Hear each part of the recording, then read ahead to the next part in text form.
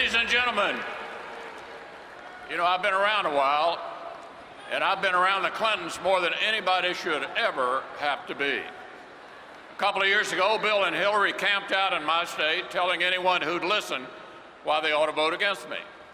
Tonight, I'm here to return the favor.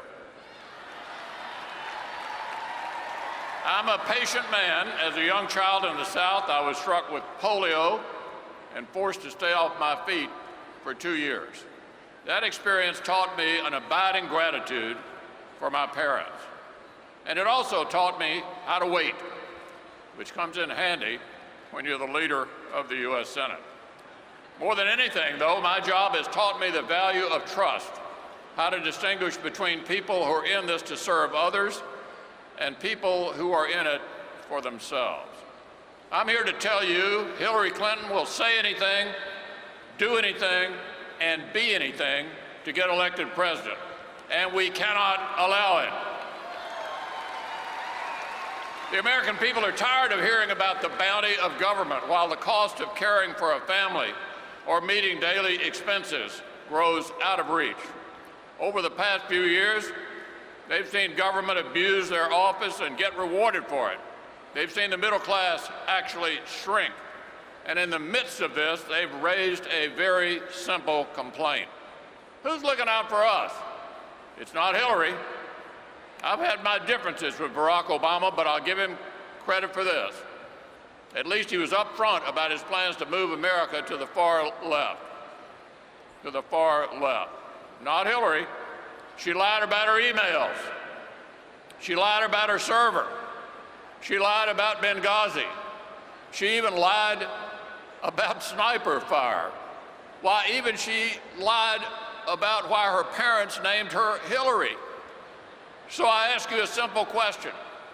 At a moment when so many feel betrayed by their government, why in the world would Democrats put forward such a candidate? Hillary has changed her positions on so many times, it's impossible to tell where the conviction ends and the ambition begins. In 2010, she said Iran could enrich uranium. In 2014, she said she's always argued against it. Once a backer of the Keystone Pipeline, last year she opposed it. She used to be against sanctuary cities, then she claimed she was for them, and now we're not sure where she is. Friends, not since Baghdad Bob has there been a public figure with such a tortured relationship with the truth. Fortunately, there's a clear choice before us, and it's not Hillary. You know what the next 4 years will look like with Hillary, and you know that if Hillary is president, we'll continue to slide, distracted by the scandals that follow the Clintons like flies. 2 years ago, voters delivered a clear verdict on the Obama years by sending a freshman class of rock star Republicans to the Senate and delivering us a majority that I promised to make you proud of. We'd never hesitate to confront the president, but we'd also do the hard work of tackling urgent problems head on. And we delivered on that promise. We put Obamacare repeal on the president's desk. He vetoed it. Donald Trump would sign it. We passed a bill to finally build the Keystone Pipeline. Obama vetoed it. Donald Trump would sign it. We passed a bill to defund Planned Parenthood. Obama vetoed it. Donald Trump would sign it.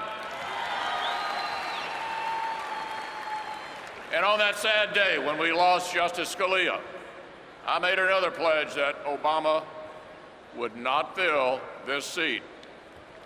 That honor will go to Donald Trump next year.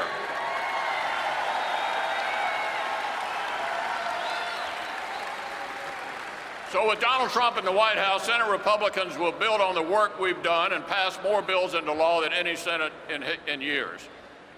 We've already passed the first major education reform in more than a decade and ended Common Core. We made the first significant reforms to Social Security in 3 decades. We passed a crucial cybersecurity bill. We imposed sanctions on North Korea. We passed the first major highway bill in more than a decade. We passed a bill to combat the scourge of human trafficking. And just last week, we passed the first major law aimed at confronting the heartbreaking explosion of heroin and opioid abuse. So, my friends, keep the Senate in Republican hands, and we'll continue this work. And the remarkable public servants that I'm proud to lead in the Senate will not let you down. But put Hillary Clinton in the White House, and I promise you this, she will double down on the cynical approach that Senate Democrats seem to revel in these days. Here's what I mean. As we sit here tonight, a terrifying mosquito-borne illness threatens expectant mothers and their babies along our southern coast. And just last week, Clinton Democrats in the Senate blocked a bill aimed at eradicating that virus before it can spread. And they weren't finished. They blocked a defense funding bill, a bill that would support the brave men and women who are right now defending us overseas. What in the world do these people think public service is about? I don't know, but I know this: if Hillary Clinton is our president, nothing will change. So tonight I ask you to continue. Let us continue our work. Let us put justices on the Supreme Court who cherish our Constitution.